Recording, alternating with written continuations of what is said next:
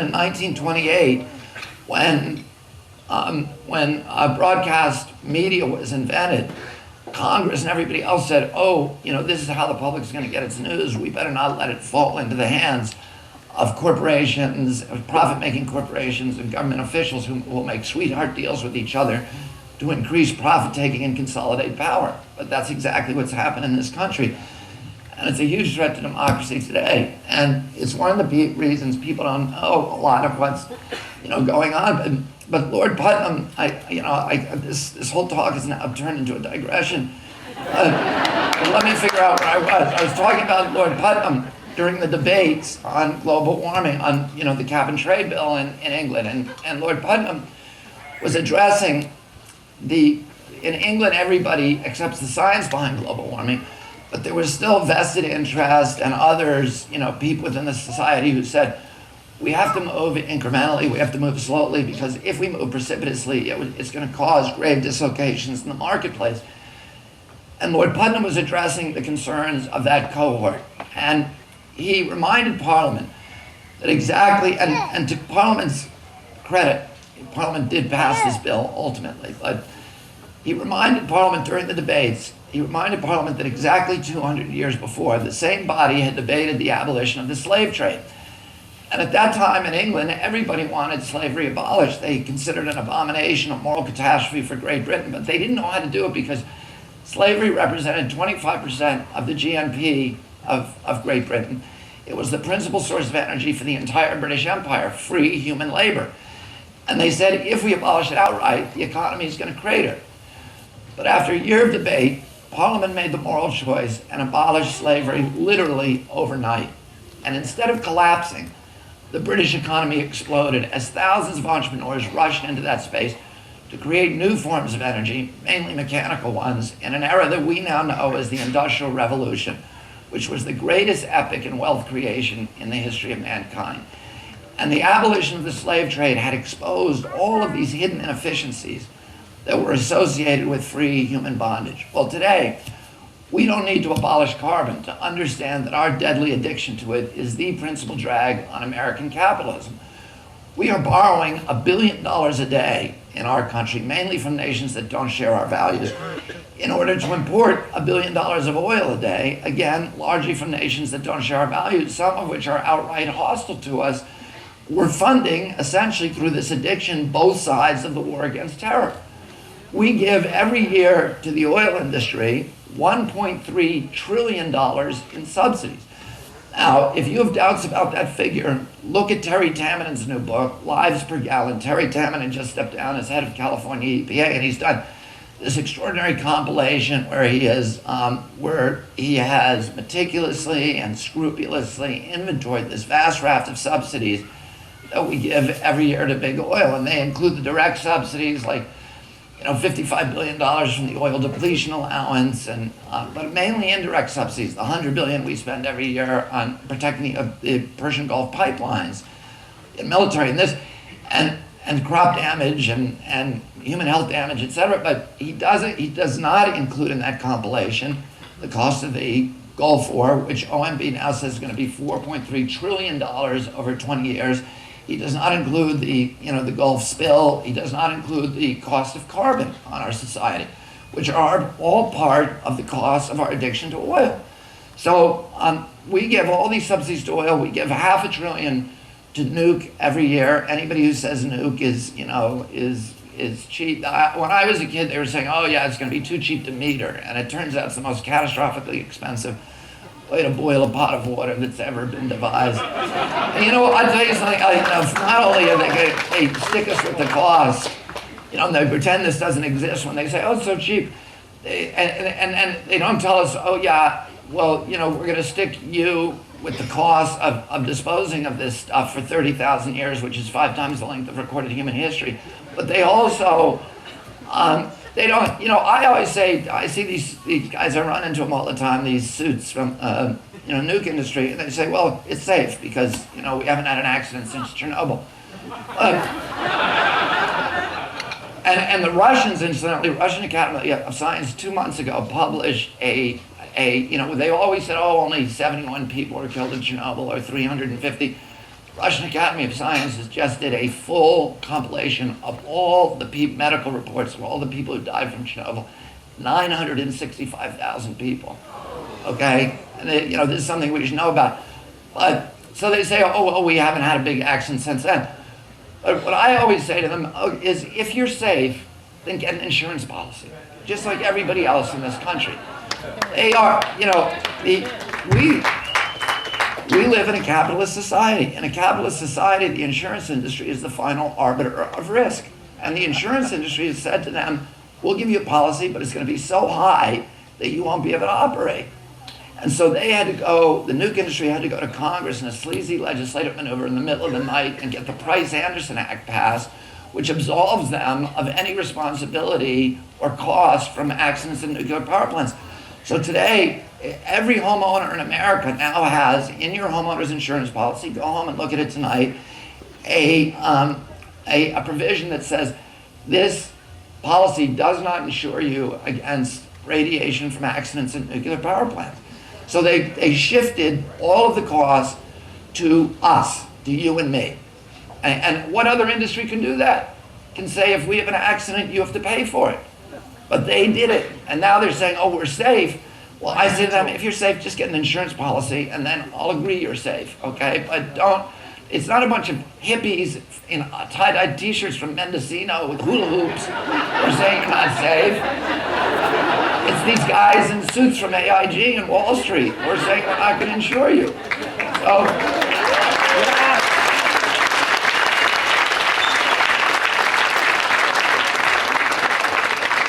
the biggest subsidies are to the coal industry, and nobody has ever done a full compilation of those subsidies. But the data is out there, and that would be a great project for somebody who's doing a PhD or a master's thesis. But I sue the coal industry all the time, and I've been doing it for 25 years. Last year, I did a 6.5-week jury trial in the state of West Virginia, and I won the biggest judgment in the history of the state. I went back recently and argued the appeal of that case, the industry appeal of that case, in front of the West Virginia Supreme Court. And as I was leaving the state, I was driving on a road that was like the softest, finest road I've ever been on, and in West Virginia you don't expect that, right? Because it's a very poor state, but this road felt like I was driving on a cushion. And I said to the driver of the car, why does this road, it feels like we're on a pillow? And he said, that's because there's 22 inches of asphalt on this road. Well, the Massachusetts Turnpike has 4 inches. The New York State Thruway has 4 to 6 inches. And every inch costs the taxpayer millions of dollars per mile. So I knew why they had 22 inches, because the coal trucks weigh 90,000 pounds. And they'll pulverize a 4-inch highway with one trip. So not only do they have to put 22 inches, but the Massachusetts Turnpike has to be repaired every 20 years, but the 3,000 miles of coal roads in West Virginia have to be fully repaired every 4 years. So, but it's not the coal industry who's paying that cost. It's the people of the state and the people of our country, because some of these are federal highways. And so, when big coal comes and says, oh, we're cheap and we're clean, we know it's a dirty lie when they say they're clean. But when they say they're cheap, that's an even bigger lie. They say, okay, we can provide energy at 11 cents a kilowatt hour. But they're not telling you that out of the other pocket, you're paying for that coal road. Well, one of the reasons, the principal reason we can't have high-speed rail in this country is because the coal gondolas are so heavy they've warped virtually every rail track in our country. And that's a big cost to America, and that's a cost we're all ultimately, if we want high-speed rail, which we need, are going to have to pay. But that's part of the cost of coal they don't tell you about when they say it's 11 cents a kilowatt. Right. In August, the National Academy of Sciences and Natural Research Council, 2 research agencies of the federal government, issued a 5-year study in which they showed that every freshwater fish in America is now contaminated with mercury. The mercury is coming from those coal-burning power plants mainly. Some of it's coming from these legacy mines, but about 80% of it's coming from coal-burning power plants. So we're living today in our country in a science fiction nightmare where my children and the children of most Americans can now no longer engage in the seminal primal activity of American youth, which is to go fishing with their father and mother in the local fishing hole and come home and safely eat the fish. because the coal industry privatized that entire public trust resource. They stole it from themselves. The fish are there. The Constitution of the state of California says the people of the state own the fish. Whether you're rich or poor, young or old, humble or noble, you have an absolute right to go out and fish. I pay $30 for a fishing license every year. The Constitution of my state says the fish are owned by the people, not by the governor, the legislature, and certainly not by the corporations. Well, we don't own them anymore. The utilities and the coal industry owns them. They privatized them for profit. They stole them from us, and that's a subsidy to them that they're not telling you about when they say it's only 11 cents a kilowatt hour, that they own every fish in America now. According to the CDC, 1 out of every 6 American women now has so much mercury in her womb that her children are at risk for a grim inventory of diseases: autism, blindness, mental retardation, heart, liver, and kidney disease. This is part of the cost of coal that they don't tell you about when they say it's 11 cents a kilowatt hour. I got my mercury levels tested recently, and my levels, I fish a lot, and I eat the fish. My levels are 10 times what EPA considers safe. I was told by Dr. David Carpenter, who's the National Authority on Mercury Contamination, that a woman with my levels of mercury in her blood would have children with cognitive impairment, permanent brain damage. I said to him, "You mean she might have?" And he said, no. The science is very certain her children would have some level of permanent neurological injury, probably estimated at my levels, a permanent IQ loss in those children of 5 to 7 points. Well, today, according to CDC, there are 640,000 children born every year in this country who've been exposed to dangerous levels of mercury in their mother's wombs. And this is part of the cost of coal that they don't tell you about. If you go home tonight and you look at EPA's website, there's a study, the primary study on there, the Harvard School of Public Health, says that ozone and particulates, which is yet another pollution from coal plants, kills, just from coal plants, ozone and particulates from coal plants kill 60,000 Americans a year, cause 1 million asthma attacks, 1 million lost workdays. A more recent study on that website says, from 2 months ago, from the National Research Council, says that the healthcare costs alone, just from ozone and particulates to our country, is $156 billion from coal plants. $156 billion. They could pay for the entire Obama healthcare package simply by eliminating ozone and particulates from coal plants. So, but this is something you don't hear the Tea Party talking about. The danger to our country is not from big government, except for, we now have, according to the Washington Post, 2,000 spy agencies in our country. That's big government that I'm scared of, and they're monitoring 1.5 billion phone calls a day. They have 30,000 people who do nothing but listen to phone calls. Yeah, that's big government, and I'm scared of it. But, that's not what the Tea Party's talking about. The big threat to our country ultimately is coming from, corporate control, turning us back into a feudal plutocracy. And, this is, and this is exhibit 1 of what's happening. They're privatizing all the public trust resources.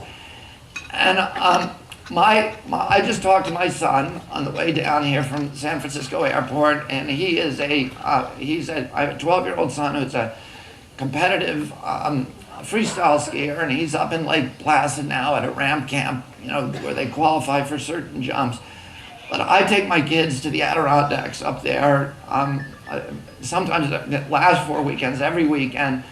This is the oldest I take them kayaking and fishing and skiing, and this is the oldest protected wilderness on the earth. It's been protected as forever wild since 1885.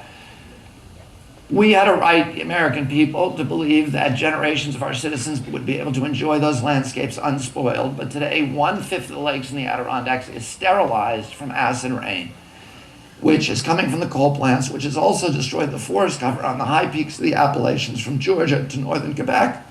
Well, that's part of the price of coal that they don't tell you about when they say it's 11 cents a kilowatt hour. The coal ash deposits that are behind it, 548 of them around the country, that are poisoning local people, that are completely unregulated. I could go on and on, but let me just tell you this.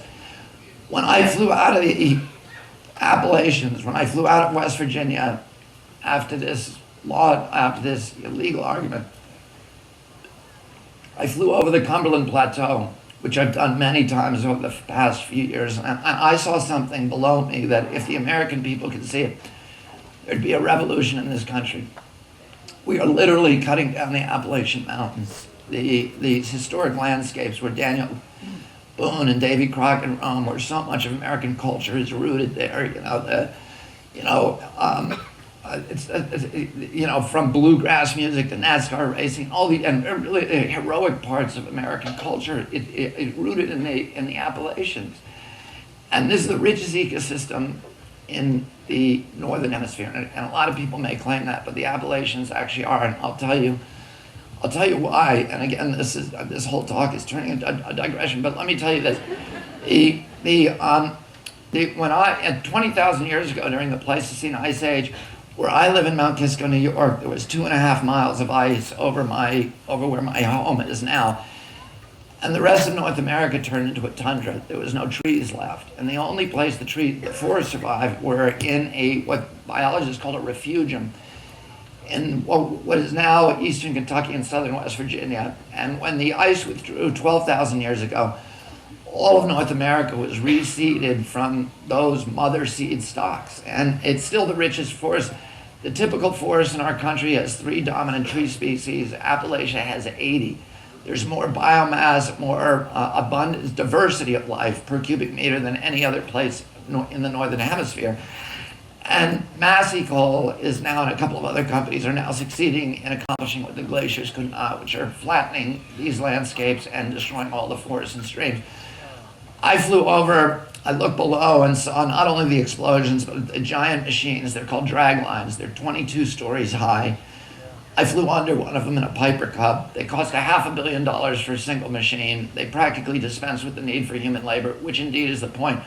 When my father was fighting strip mining in Appalachia, and back then the strips were tiny compared to today, but I remember back in the 60s, I remember a conversation that I had with him when I was 14 years old, where he said to me, they're not just destroying the environment, they're permanently impoverishing these communities because there's no way that they can regenerate an economy from these barren moonscapes that are left behind. And he said they're doing it so they can break the unions. And that's exactly what they did. When he told me that, there were 151,000 unionized mine workers in West Virginia digging coal out of tunnels in the ground. Today, there are fewer than 18,000 miners left in the state. Only half of them are unionized because the strip industry broke the United Mine Workers. They're taking more coal out of West Virginia than they were in 1968. The only difference is back then, at least some of that money was being left in the state for salaries and pensions and reinvestment in the community. Today, virtually all of it leaves the state, goes up to the corporate headquarters of Wall Street, the corporate headquarters of Arch Coal, Massey Coal, Peabody Coal, and Consul, and some of the big banking houses that have been funding these operations. Now they've all announced they're going to start. Wells Fargo last week and Morgan were the last ones, and they said they're not going to do it anymore. But my father always said to me, he said, West Virginia is the richest state in our country from a resource perspective, but it has the poorest people. It's 49th poorest people. And all of that, the coal was owned by out-of-state interests who got it from swindlers who swindled the local people back in the 1880s. So all the money leaves the state, and they're liquidating the state for cash with these giant machines and 2,500 tons of dynamite. They explode every day in West Virginia. It's the equivalent of a Hiroshima bomb once a week. They're blowing the tops off the mountains to get at the coal seams beneath. And they take the rock, the debris, the rubble, and they take these big machines and scrape it into the adjacent river valleys. They've cut down the 500 biggest mountains in West Virginia, flattened them. During the Bush administration, they flattened 1.4 million acres, an area larger than the state of Delaware. You can imagine this. If this happened in California, people would be in jail. But because it's a poor, beaten state with virtually no democracy left, it just happens there. The papers, everybody else are in the possession of this industry. They have buried 2,000 miles, according to EPA, of rivers and streams. This is all illegal. You cannot in the United States of America take rock, debris, and rubble and dump it into a waterway without a Clean Water Act permit. You can never get a permit to do such a thing. So we sued them. And I won the lawsuit in front of a conservative Republican federal judge, Judge Charles Hayden. And he said the same thing. I said. He said it's all illegal. It's been illegal since day one, and he enjoined all mountaintop mining 2 days from when we got that decision. And Joe Lovett was the lead attorney, who's a terrific guy. 2 days from when we got the decision, lobbyists for Peabody Coal and Massey Coal met in the back door of Gail Norton's Interior Department with her first deputy chief, Stephen J. Griles, who's now serving a 10.5-month jail sentence in the federal penitentiary, and who was a former lobbyist for Massey Coal and Peabody Coal. And together, they rewrote the interpretation of one word of the Clean Water Act, the definition of the word fill. It changed 30 years of statutory interpretation, make it legal as it is today, not just in West Virginia, but in California and every other state, to dump rock, debris, rubble, garbage, any solid material into any water in the United States without a Clean Water Act permit. All you need today is a rubber stamp permit from the Corps of Engineers, which in some districts you can get over the telephone or through the mail. And this is why I always say this is not just the destruction of the environment, it is the subversion of American democracy. Wherever you see large-scale environmental injury, you'll also see democracy subverted. You'll see the disappearance, the destruction of transparency in government, the disappearance of local process, public process, where people like you and I can go participate in the debate about, the allocation of our public trust resources. You'll see the corruption of public officials and the capture of the agencies that are supposed to protect us from pollution. It's called an agency capture phenomena. It happens in every state where the agencies that are supposed to be the environmental agencies actually become the mouthpiece for these industries. And it's the subversion of democracy, and that is a cost of coal that you can't really evaluate with dollars and cents, but it goes right to the heart of who we are as a people, and ultimately to whether our children are going to enjoy a democracy the way that we did. And all of these subsidies, you add them up and they're humongous, but these subsidies to the incumbents have been the principal barrier to much more efficient forms of energy like the one that we're celebrating here today. From entering the marketplace, because if you've got so much subsidies to the incumbents, the field is so lopsided. Anybody who says solar is not yet at parity with coal doesn't know the subsidies to coal. We're way below parity with coal. If we had a true free market economy in our country where you couldn't get subsidies, nobody would be using anything but solar or wind, and coal would be a laughable joke, and nuke and all these others, because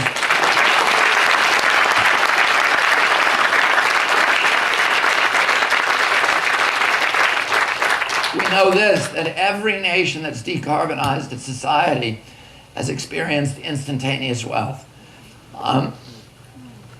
Iceland in 1970 was the poorest country in Europe. It was 100% dependent on imported coal and oil. And the government of Iceland, mainly because they were frightened of global warming, which impacts the northern latitudes disproportionately, decided to decarbonize. And again, there were local naysayers who urged caution, but Iceland moved very deliberately to decarbonize. In 15 years, they had accomplished it. Today, 90% of Iceland's electric grid comes from local geothermal. Iceland, during that period, went from being the poorest country in Europe to being the fourth richest country by GDP on Earth.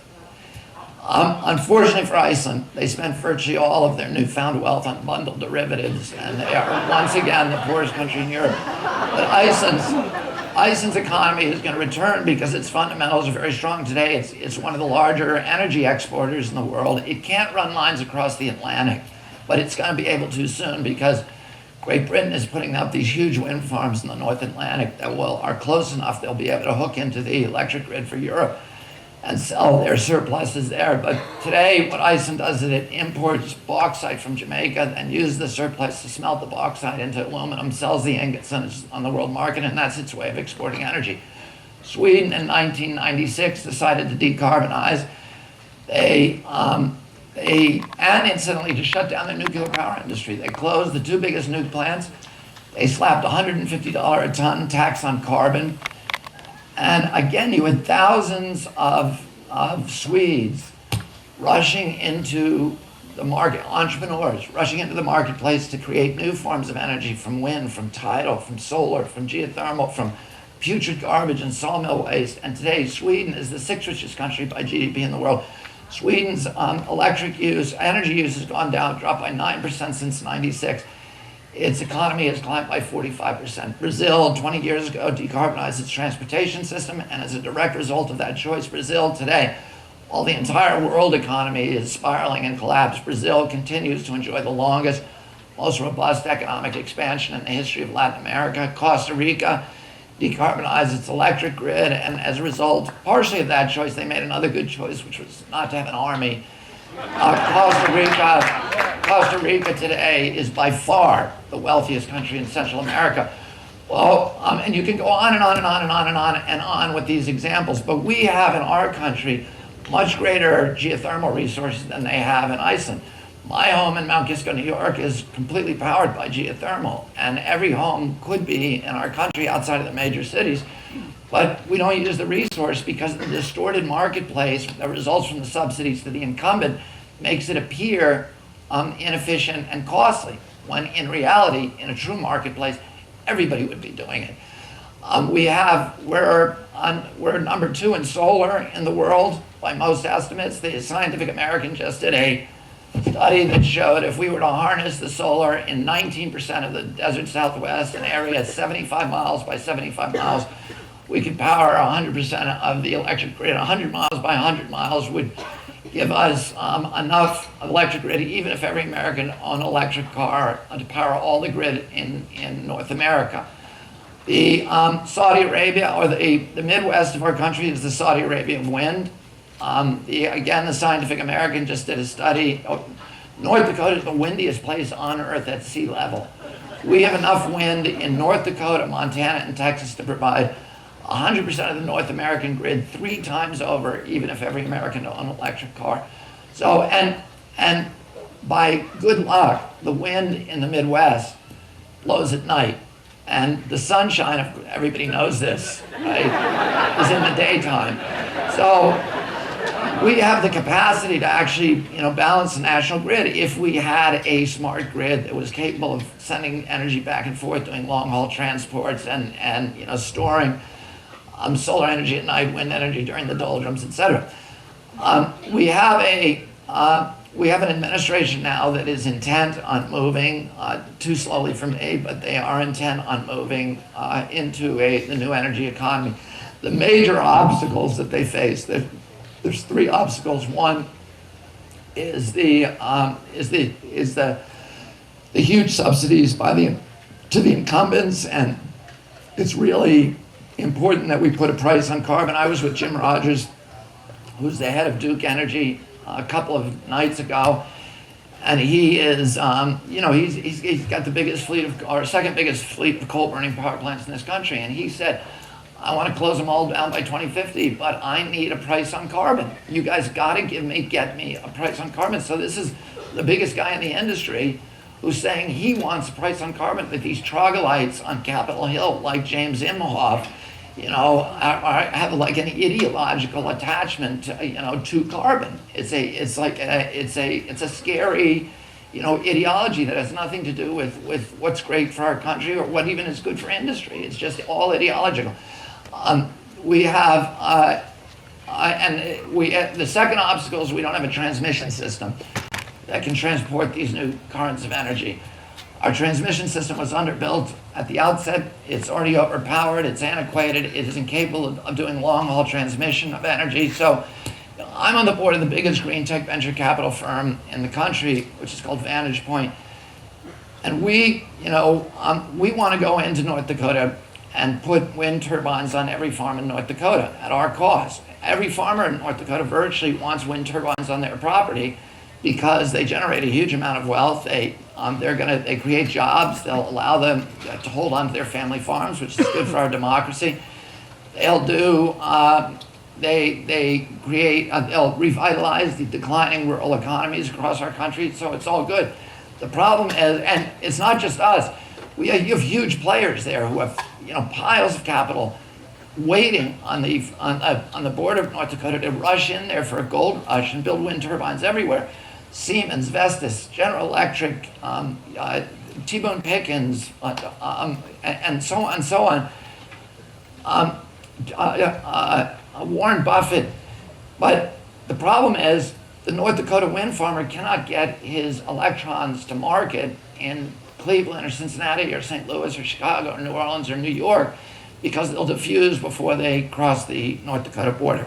So, we need to build, we can't do long-haul transmission, and we need to build AC grids and other forms of long-haul transmission in the same kind of program that Eisenhower had back in the 1950s and 60s, where he built a national highway system in this country and connected every American home and created a national marketplace, of the highway system, and for our national security and for commercial reasons and national prosperity. We need to do the same thing with our national grid, and to build a smart grid that can, go into people's homes, allow the utilities to go into 1 million homes when instead of going to peak power and turning on these, very inefficient peaker plants, to go into 1 million homes and turn off the hot water boilers, or turn off the electric toothbrush holders and swimming pool recyclators, and never go to peak. And then take energy out of people's car batteries and store it there for renewable power, and do all of these things which we can do. The software exists, the hardware exists, we just haven't deployed it yet. We need to do that. Number two, we have 50 public utilities commissions, one in each state, 120 control districts, each one with its own Byzantine, arcane set of rules. We have a balkanized system that restrict access to the grid, and we need a unified system. In my home, I have 2 solar arrays on my roof. I have a solar thermal, and I have a tile solar system on my roof. And I produce, my home is a power plant. It produces far more energy than I use almost all of the time. And I ought to be able to sell that energy, 100% of it, back to the grid and get market rates for it. And today there's no state where you can do that. There's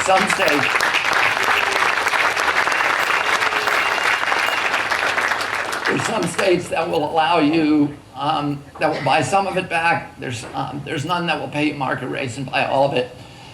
And what we need to do, ultimately, is we need to create a national marketplace for energy, and a marketplace where every American can participate, a marketplace that does what a market is supposed to do, which is to reward good behavior, which is efficiency, and to punish bad behavior, which is inefficiency and waste.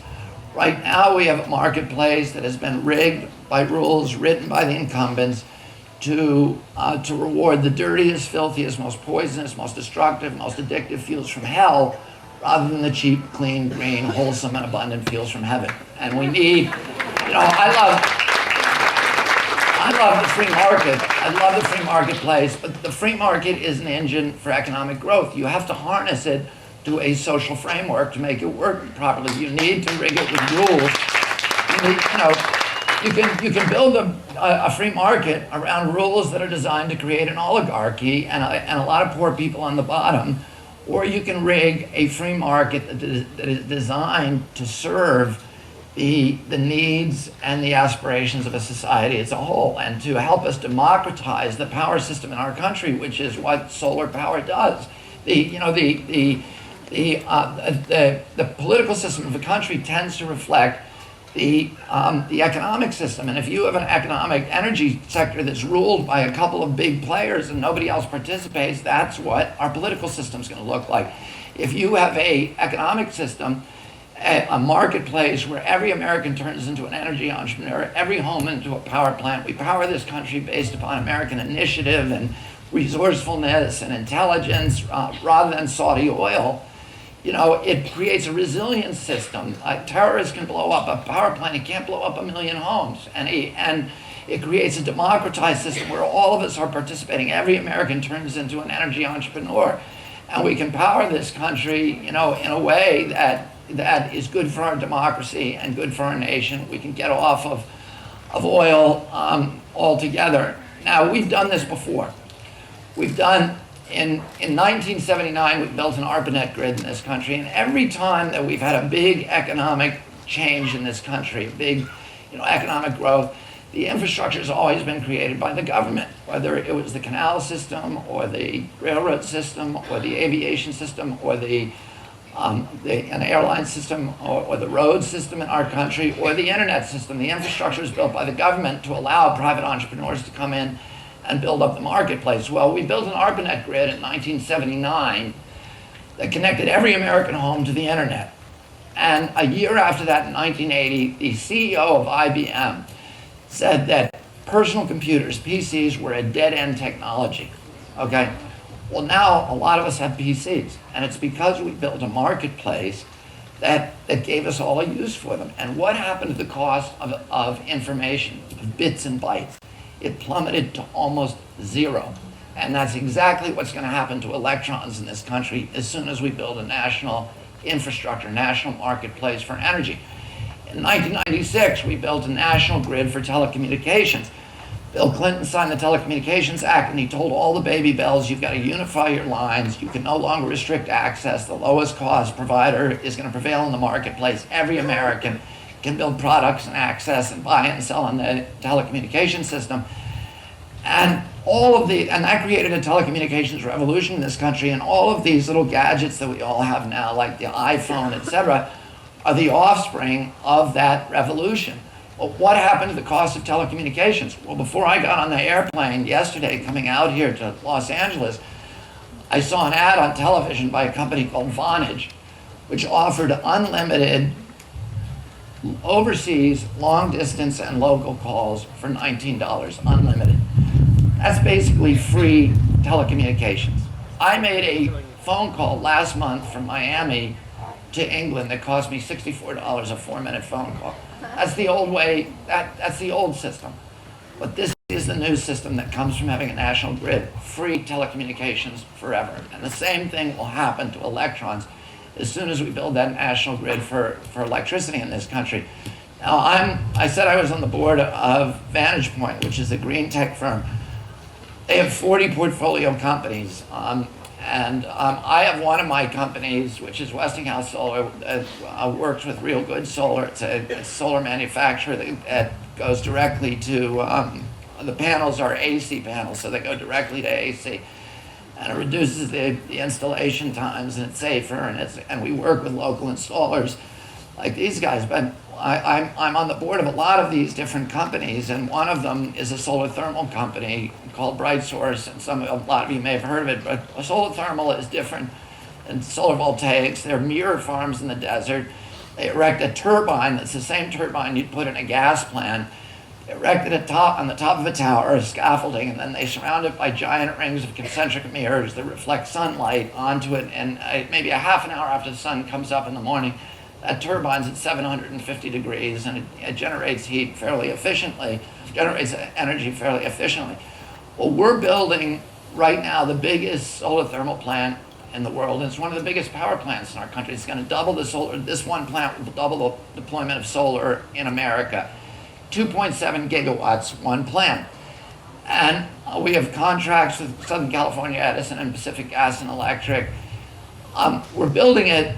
We hope to have it completed in 2 years. Well, a gas plant, a coal plant that size would take you at least 10 years to build.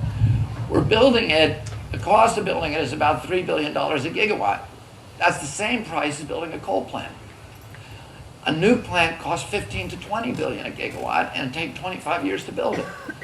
So we are building this for a fifth the price you could build a nuke, the same price you could build a coal. Well, what happens when you build our plant? You get free energy forever, because the photons are hitting the earth every day for free. All we have to do is build the infrastructure to pick them up and put them in the lines. Once you build that coal plant for the same 3 billion, now your big costs are just starting, because now you got to go cut down the Appalachian Mountains, ship them across the country in rail cars, destroy the roads, warp the rails, and burn it and poison every fish in America and every human being in America. Once you build an oil plant, now you've got it for the same 3 billion. Now you've got to go to Saudi Arabia, punch holes in the ground, bring the oil up, refine it expensively, genuflect to the sheiks who despise democracy and are hated by their own people, get in periodic wars that cost $4.3 trillion, then bring it across the Atlantic with military escorts at our expense, and then spill it all over the Gulf and Valdez, and then burn it and poison everybody in our country. So the big costs start after you build the plant. But if you build our plant, it's free energy forever. Or you put the solar on people's roofs, it's free energy forever.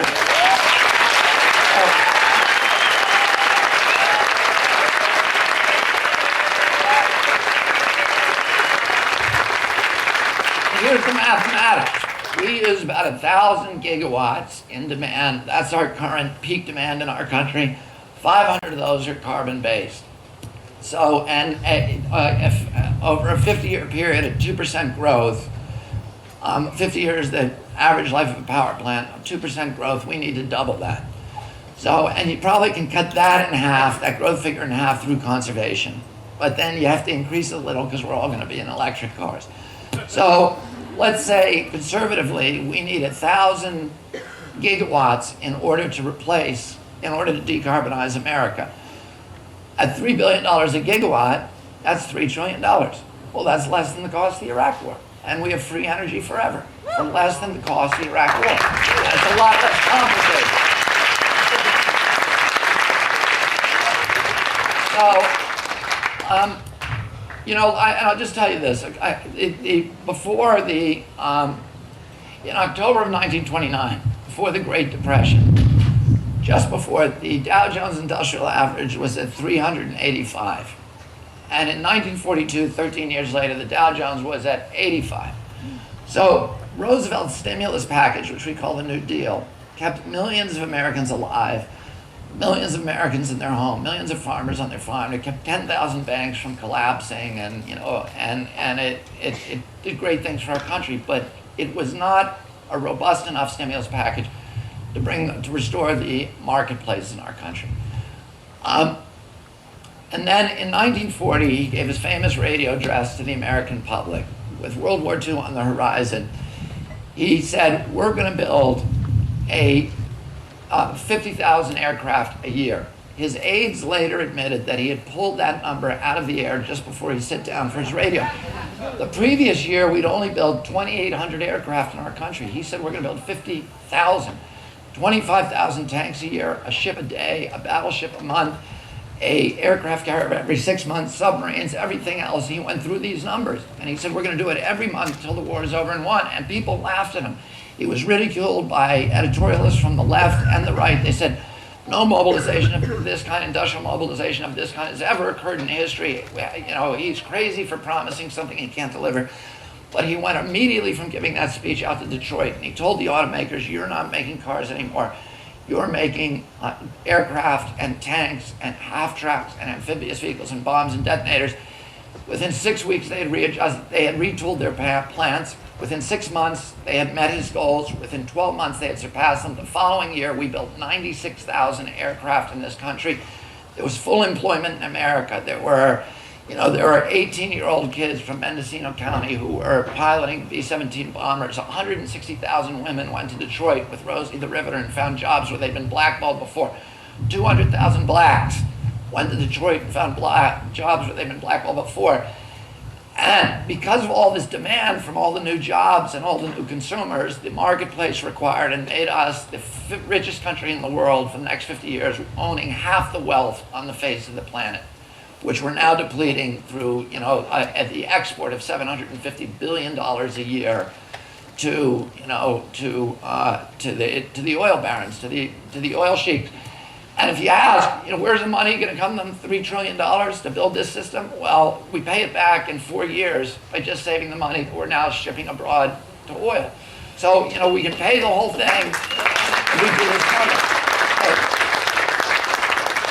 Anyway, the marketplace recovered, but we have a big advantage that Roosevelt didn't have, because Roosevelt was building stranded assets, planes and tanks and bombs that they were sending over Europe to be detonated and exploded, and there was no lasting benefit from that infrastructure to the American people. We have the capacity today to do something else, to employ hundreds of thousands of Americans building pylons across our country down the rail tracks and existing rights of way, and putting DC wires in, and employing hundreds of thousands more, erecting pylons on erecting wind turbines on every farm in the Midwest, hundreds of thousands more bolting solar panels to every roof in America, and teams of people, and I have a company that's doing this now for all of Nebraska, teams of people to visit every home, pressure test the house, and then go in, change the windows, put in cellulosic insulation, change their appliances, and all with a 5-year payback or less. And we can do that all across our country. And when we get done, we have full employment then, but when we get done, we have free energy forever, and which is the biggest permanent tax break that we can give to the American people and to our businesses. Because the biggest cost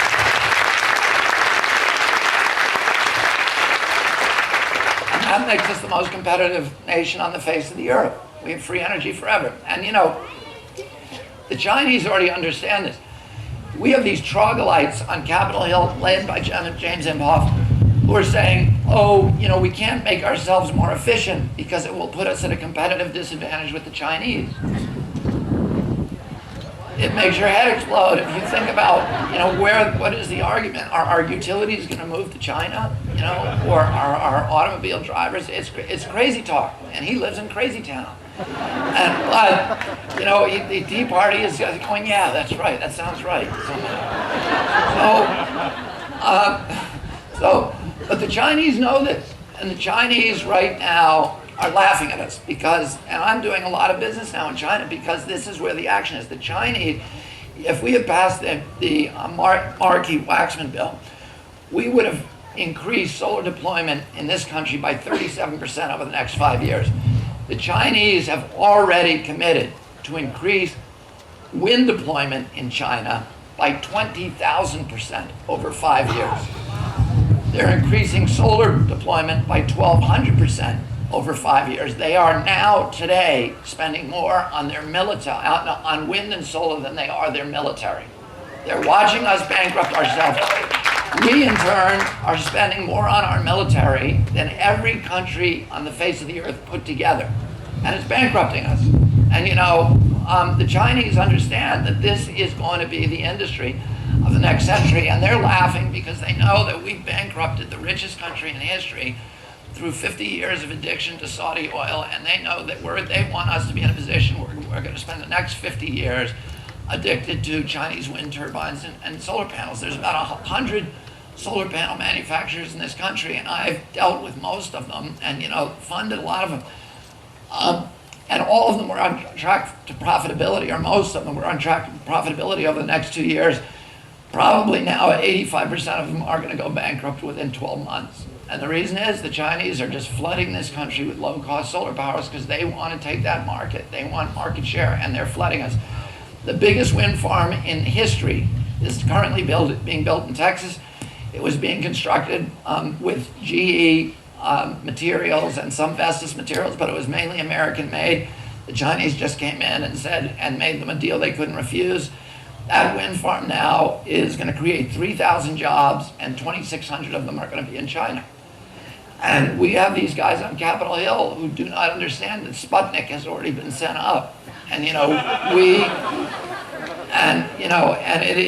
it's the Sputnik of renewable power. This is the industry for the next century. You guys are on the front line of it, and we need to convince these people on we just need a little leadership because we have the big advantage, initiative and American leadership and the flexibility and adeptness of our economy. We can do this very quickly, and the entrepreneurial and innovative abilities that I see every day as an entrepreneur, in Silicon Valley and across the country, the stuff that's being developed in this country is miraculous, but it's not being deployed because we have a government that is not serving the interests of our country. I'll make a final point, and it's the overarching theme that I talked about in the beginning, and I've said this for 25 years. People said to me, what's the most important environmental law? And I always said, it's free market capitalism. That's what is going to save our country and save the environment.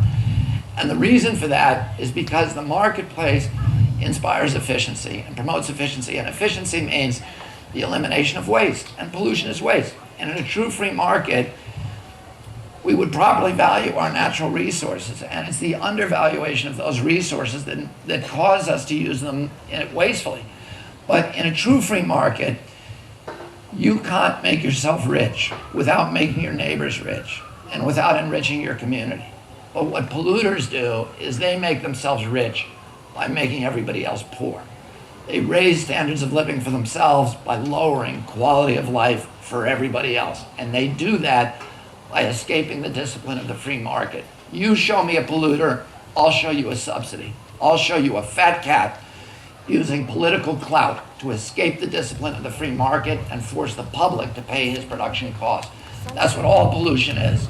corporations are externalizing machines. They're constantly devising ways to get somebody else to pay their cost of production. And if you're in a polluting industry, the easiest way to do that is to use our campaign finance system, which is just a system of legalized bribery, to get your hooks into a public official and then get that public official to dismantle the marketplace and to give you monopoly control and to put out of business your competitors and give you private concessions and then to dismantle the environmental laws and allow you to privatize the public trust and give you all of these